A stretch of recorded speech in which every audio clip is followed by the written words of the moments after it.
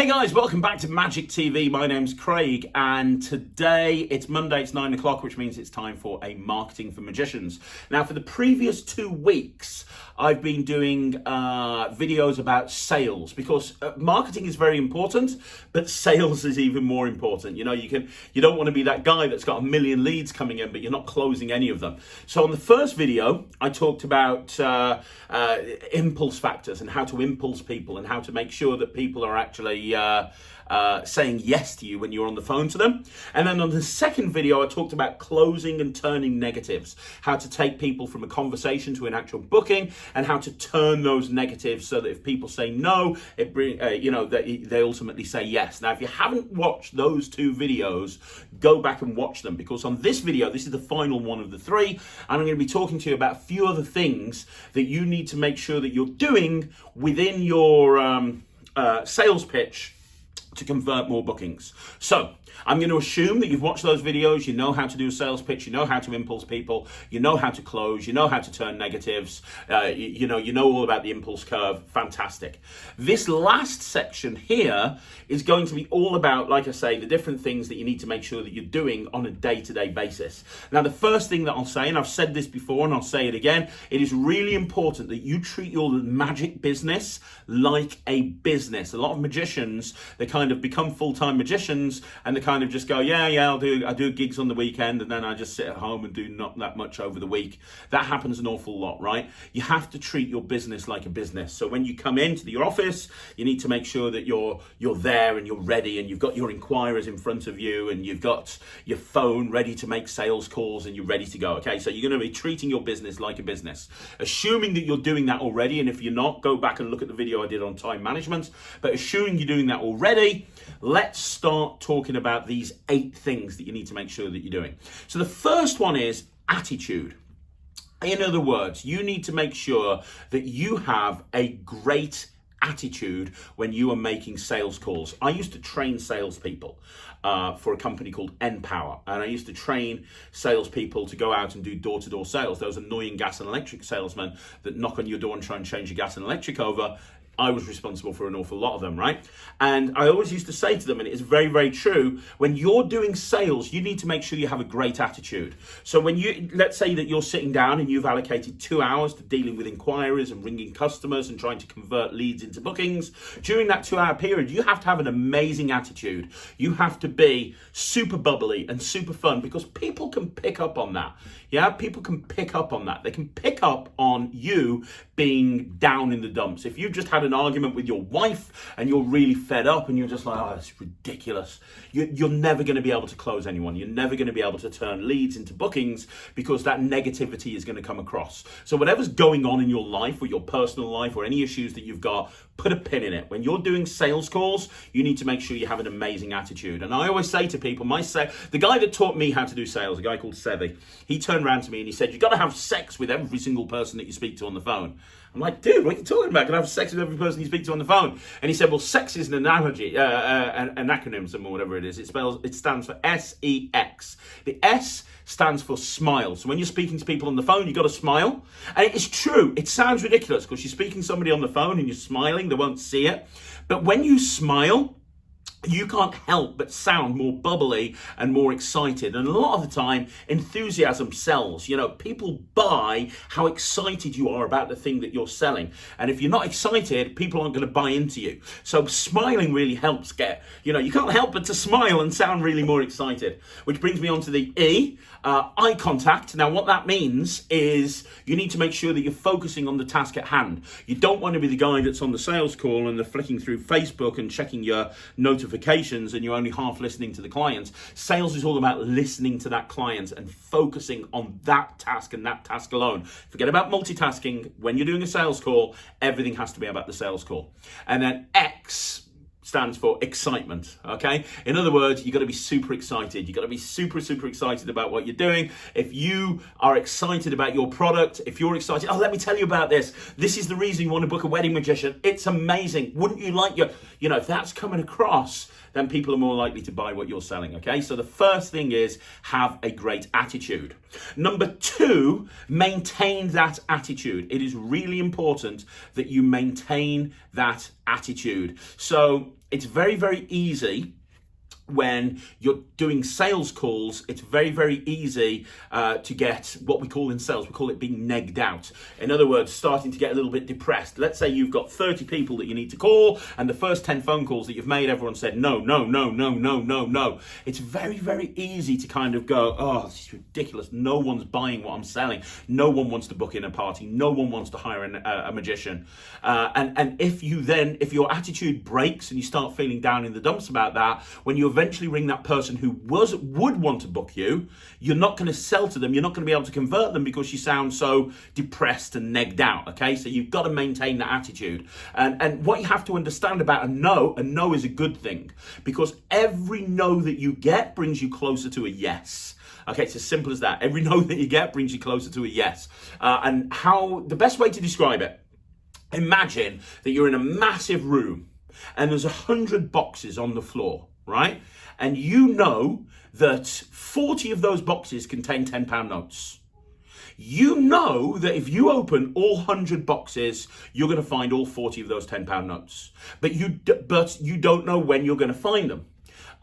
It might be that the first 10 boxes you open up, all of them contain a £10 note. You might find out that the first 10 boxes that you open up, there's nothing in there. Or you might find out that over the course of the box opening process, you'll find £10 notes throughout. Some will have them, some won't. But as long as you believe that there's 40 boxes that contain £10 notes, then you'll eventually find them all. Now, the reason I'm using this analogy is in sales, there's something called the law of averages. And the law of averages basically dictates to you how many people are going to say yes. So, and it's based on your conversion rate. So my conversion rate within my company, and the reason I used 1 in 4 boxes, 40 boxes, is because my conversion rate is 40%. Sometimes it's more, sometimes it's a little bit less, but the average over the course of the last couple of years has been 40%, right? So I know if I speak to 100 people, I'm going to have 40 people book in with me. Now, you might have a higher conversion rate because you have less inquiries. You might have a lower conversion rate, and on future videos, we'll talk about how to improve your conversion rate. But if you know your conversion rate is 40%, for example, then your law of averages is 4 in 10. Okay, so in other words, if you've got 100 boxes, there's 40 that contain £10 notes, and all you have to do is believe that as long as you speak to 100 people, you'll get those 40 bookings. So when you speak to 10 people, now as long as you've got that in your head, if you speak to 10 people and all 10 of them say no, you should be super excited about that, not depressed, because those 10 people have gone away. You're now closer to finding the people that will buy what it is that you're selling. So understanding that, maintaining your attitude and understanding your law of averages, that's a really important skill to master. The next one is be prepared. When you are doing a sales call, be prepared. In other words, you need to make sure that you have all of the information in front of you that you need in order to give any sales call the information that they need. So understand, whatever question it is, can you tell me about this package? Can you tell me about this package? How much is this price? If you're talking to people, at the moment, obviously we're trying to fit within government guidelines. So if somebody says, hey, what's a COVID secure venue? You need to be able to know exactly immediately and say to them, well, this is what it's all about. Whatever it may be, you need to have that information. Be prepared. That's number 3. Number 4 is be on time. Now, I don't mean be on time as in make sure that you're at your desk at 9 o'clock in the morning.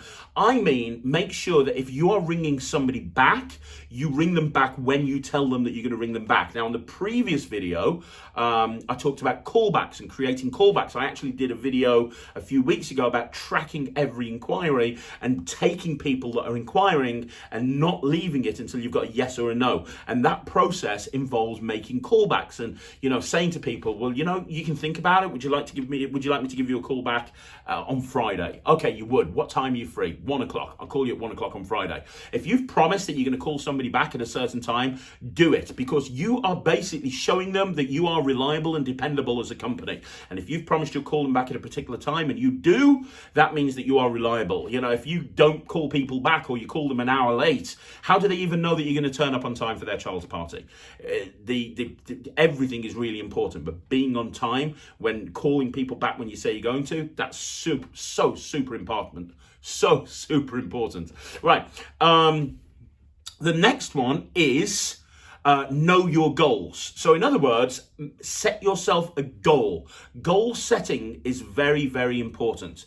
The way I describe it is, imagine that you're a captain of a ship and you didn't have a destination. You'd just be going round and round and round in circles. You need to set the destination and sail there. Well, it's the same when you're doing sales calls. You need to give yourself a goal. You know, I want to book 10 parties in today. I want to book in 10 close-up gigs today, whatever it may be. And then your goal is to book that many in and make it a daily goal. Not just a monthly goal, because if you've set a goal for a month, and you can have monthly goals and weekly goals and yearly goals, and we'll talk about that on future videos, but from a sales point of view, you have to have daily goals, because if you've set yourself a monthly goal and you end up doing like nothing on one particular day, you can kind of say to yourself, it's not important because I've got the rest of the month to catch up. If you set yourself a daily goal, you've got a little more, it's more urgent. You know, there's a sense of urgency right there in order to try and generate those bookings, which is ultimately going to lead to more money for you guys. So it's very, very important to know your goals. And I always say to people, set your goals as high as you can. Now, you don't want to set them so high that it's completely unmanageable and it's just ridiculous. Like, I want to book in 10,000 gigs today. It ain't going to happen.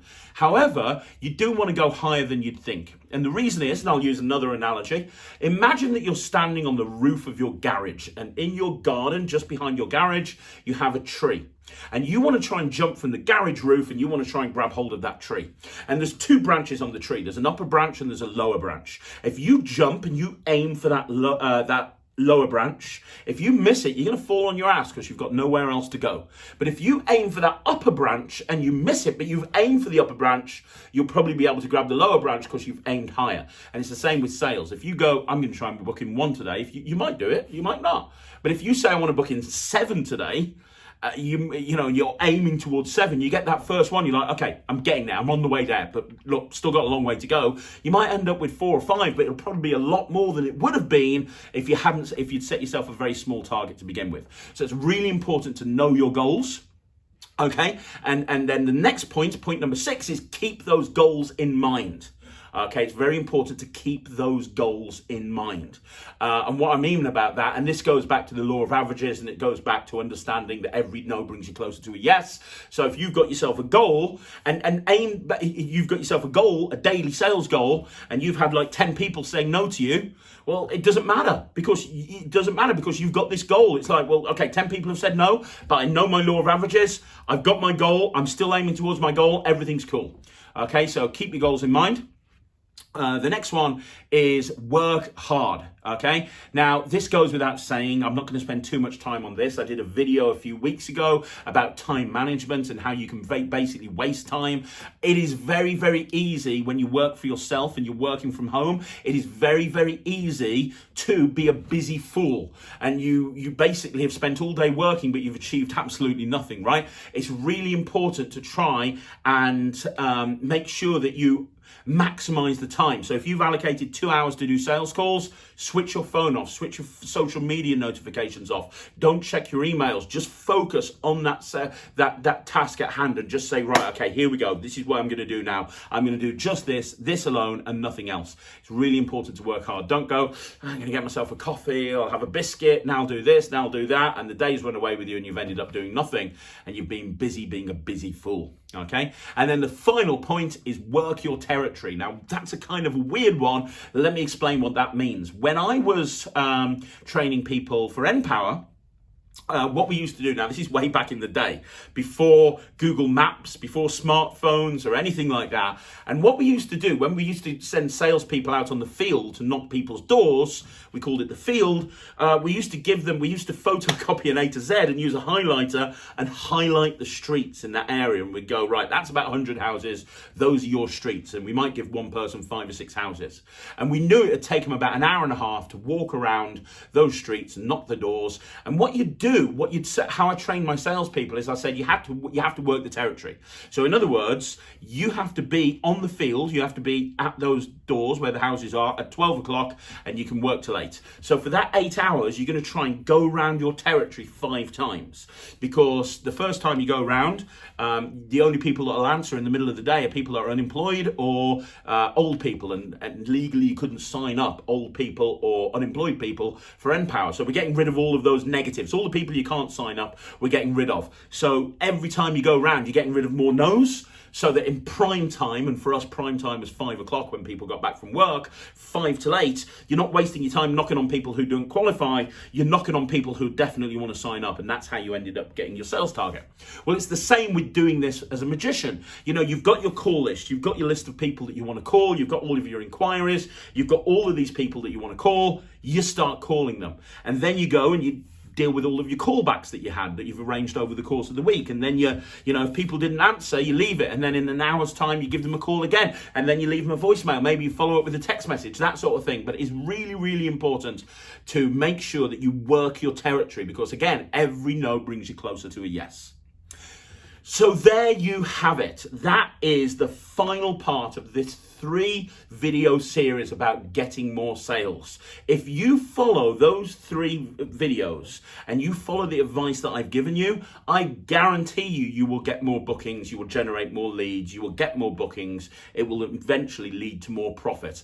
But you need to make sure that you're following it. The 5 impulse factors: greed, indifference, fear of loss, tone of voice, sheep factor, closing, all the stuff about closing, turning negatives, the impulse curve, that's so important. And then everything I've talked about today is really, really important as well. You do all of that, I promise you will close more leads, you will get more bookings, guaranteed. But I want to know now what you think. Let me know in the comments down below what you think. Do you have any questions about sales? I'm very passionate about that sales process. I really am. So if you've got any questions about it, please let me know down below. I would love to speak to you about it. And please subscribe to the channel. We go live every single day. If you're into marketing, you've got a business, you want to grow it, then make sure you subscribe to the channel, because every Monday at 9 o'clock we go live with another Marketing for Magicians, as well as a whole stack of other videos as well. Thanks very much for watching. You guys are amazing. Subscribe to the channel. I'll see you tomorrow. My name's Craig from Magic TV.